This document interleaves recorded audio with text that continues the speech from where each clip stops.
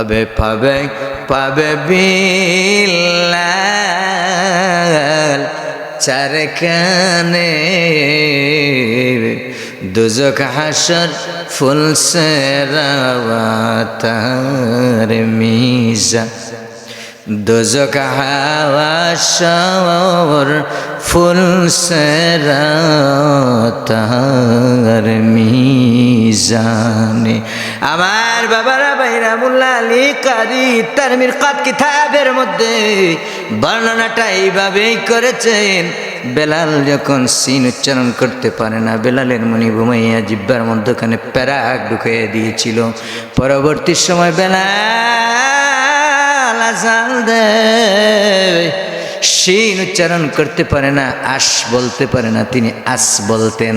সাহাবীরা বললেন, ইয়া রাসূলুল্লাহ, ইয়া হাবিবাল্লাহ, বেলাল আযান বলতে মুয়াজ্জিন পরিবর্তন করা হোক। ইয়া রাসূলুল্লাহ, ইয়া হাবিবাল্লাহ, বেলাল আযান বলতে গো মুয়াজ্জিন পরিবর্তন করেন, নতুন মুয়াজ্জিন নিয়োগ দেন। নবী বললেন, তাই নাকি? বেলালকে ডাকো। বেলালকে ডাকানো হলো।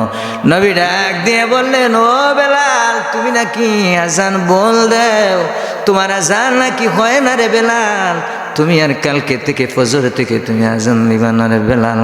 নতুন মুয়াজ্জিন নিয়োগ দেওয়া হলো, নতুন মুয়াজ্জিন আযান দিয়েছে।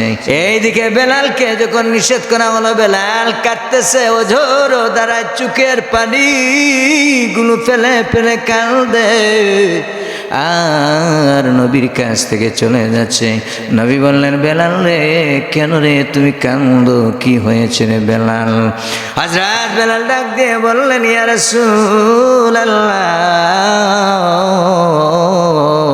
ইয়া হাবিবাল্লাহ, কিছুদিন আগে আপনি একটা প্রোগ্রামে মসজিদে নববীতে আপনি নসিহতে বলেছেন, যারা মুয়াজ্জিন যারা আযান দেয় কিয়ামতের ময়দানে এদের মাথাটা সবার উপরে দেখা যাবে। নবীজি, নবী গো, ও নবী, ও মায়ার নবী, এজন্য আমি বেলাল কানলি। আমি তো আর কালকে থেকে মদিনার মসজিদে আযান দেব না, আমার মাথা কি কিয়ামতের ময়দানে সবার উপরে কি দেখা যাবে নি? এই চিন্তায় নবীজি আমি কাঁদতেছি। নবী বললেন, তুমি কান্না করবো না রে বেলাল, যাও যাও রে বেলাল, তোমাকে আল্লাহ রাব্বুল আলামিন ইসলামের প্রথম মুয়াজ্জিন হিসাবে কবুল করে নিয়েছে। আমার বাবারা ভাইরা, এইদিকে নতুন মুয়াজ্জিন নিয়োগ দেওয়া হলো। একদিন, দুই দিন, তিন দিন আযান দেওয়া হলো। ফজরের ওয়াক্ত হয় না, রাত্র পোহায় না, আযানের ধ্বনি আল্লাহর কাছে পৌঁছায় না। আল্লাহ পাক বললেন, ও জিবরাইল, ও জিবরাইল, যাও যাও আমার বন্ধুর কাছে যাও।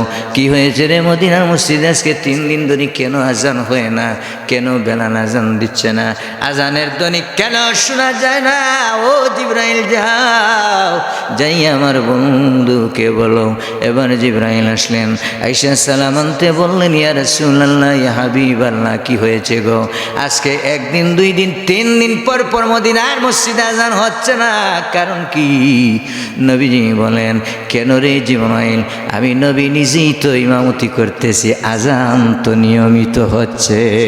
হযরত জিবরাইল ডাক দিয়ে বললেন, ইয়া রাসূলুল্লাহ, ইয়া হাবিবাল্লাহ, ওই হাবশির কালো বেলাল কোথায় গো?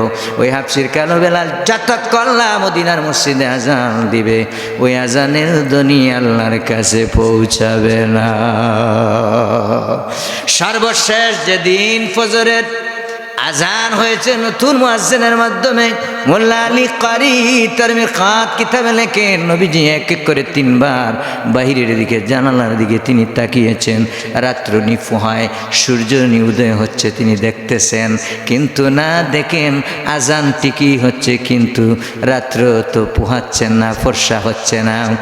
এইদিকে প্রশ্ন আসতে পারে যে নবীজি কেন হযরত বেলালকে নিষেধ করলেন সাহাবীদের কথায়? নবীজিও মনে মনে ভাবলেন, আমার বেলালের দাম আল্লাহর কাছে বৃদ্ধি হয়ে যাক। এখন